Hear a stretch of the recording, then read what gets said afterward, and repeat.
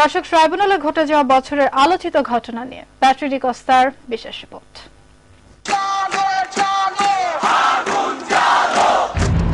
2013 সালের ফেব্রুয়ারি আগুনের স্ফুলিঙ্গের মতো ছড়িয়ে পড়েছিল একটি রায়ের প্রতিক্রিয়া।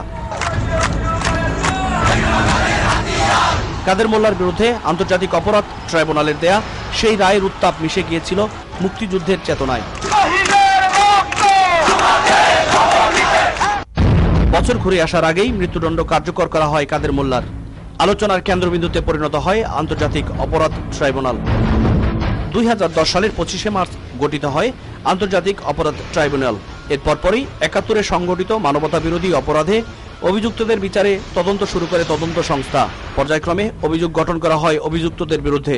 বিচারের সুবিধার্থে 2012 সালের 22 মার্চ গঠিত হয় দ্বিতীয় ট্রাইব্যুনাল।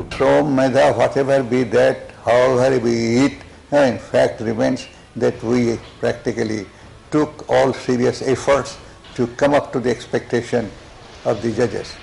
এবং আমরা বিচারগুলোকে সেইভাবেই বিচারকের সামনে তুলে ধরেছি। মামলাগুলো 2011 সাল থেকে বিভিন্ন সময়ে দায়ের করা হলেও ট্রাইব্যুনাল 1 ও ট্রাইব্যুনাল 2 থেকে রায় ঘোষণা করা শুরু হয় 2013 ইংরেজি বর্ষে।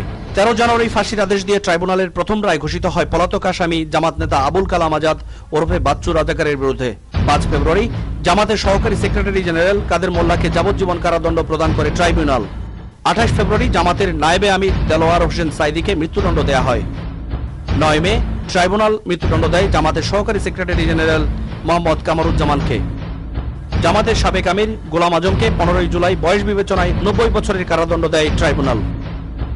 17 জুলাই জামাতের সেক্রেটারি জেনারেল আলী আহসান মোহাম্মদ মুজাহিদকে ট্রাইব্যুনাল মৃত্যুদণ্ড দেয়। বিএনপি স্থায়ী কমিটির সদস্য সালাউদ্দিন কাদের চৌধুরীকে 1 অক্টোবর মৃত্যুদণ্ড দিয়ে রায় ঘোষণা করে ট্রাইব্যুনাল। বিএনপির আরেক নেতা মোহাম্মদ আব্দুল আলিমকে 9 অক্টোবর ট্রাইব্যুনাল বয়স বিবেচনায় আমৃত্যু কারাদণ্ডাদেশ ঘোষণা করে। চলতি বছরে সর্বশেষ রায় ঘোষিত হয় বুদ্ধিজীবী হত্যা মামলার অন্যতম আসামি চৌধুরী মঈনুদ্দিন ও আশরাফুজ্জামান খানের বিরুদ্ধে। ট্রাইব্যুনাল দুজনকেই ফাঁসিতে ঝুলিয়ে মৃত্যুদণ্ড কার্যকর করার আদেশ দেয়। সব মামলায় মাননীয় ট্রাইব্যুনাল প্রত্যেকটি প্রশ্নের জবাব দিয়েছে এবং তাদের অভিমত ব্যক্ত করেছেন। যেখানে ট্রাইব্যুনাল কাদের মোল্লার মামলায় যাবজ্জীবন কারাদণ্ড দিয়েছিলেন, সেখানে আপিলের ট্রাইব্যুনাল বললেন যে অপরাধের গুরুত্ব বিবেচনা করে যাবজ্জীবন কারাদণ্ড দেওয়াটা ঠিক নয়। সেখানে তারা এটাকে এনহ্যান্স করে ফাঁসির মৃত্যুদণ্ডাদেশ দিয়েছিলেন, যে রায়টি ইতিমধ্যে কার্যকর হয়েছে। মানবতা বিরোধী অপরাধে 17টি মামলায় 18 জনের বিরুদ্ধে ট্রাইব্যুনালে অভিযোগ উত্থাপিত হয়। এর মধ্যে একজনের মৃত্যুদণ্ডাদেশ কার্যকর হলেও 2টি মামলায় মৃত্যুদণ্ডাদেশ প্রাপ্ত 3 জন পলাতক রয়েছেন।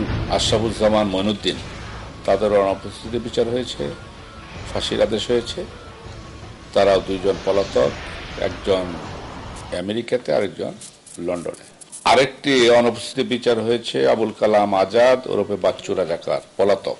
আমরা আমাদের সর্বোচ্চ মেধা, দেশপ্রেম, সততা, নিষ্ঠা সেটা দিয়ে আমরা এই বিচার কাজ, প্রসিকিউশনের কাজ সেটা আমরা পরিচালনা করে যাচ্ছি এবং আমরা সেটা পরিচালনা করে যাব আশা করি।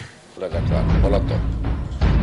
বছরের শুরু থেকেই রাজনৈতিক আলোচনার কেন্দ্রবিন্দুতে ছিল এই আন্তর্জাতিক অপরাধ ট্রাইব্যুনাল, যে কারণে প্রতিটি রায় ঘোষণার পরপরই উত্তপ্ত হয়ে ওঠে রাজনৈতিক অঙ্গন। এরই মধ্যে যাবজ্জীবন সাজা দিয়ে রায় ঘোষিত হয় কাদের মোল্লার। ফলে জেগে ওঠে তরুণ প্রজন্ম, সৃষ্টি হয় গণজাগরণ মঞ্চের।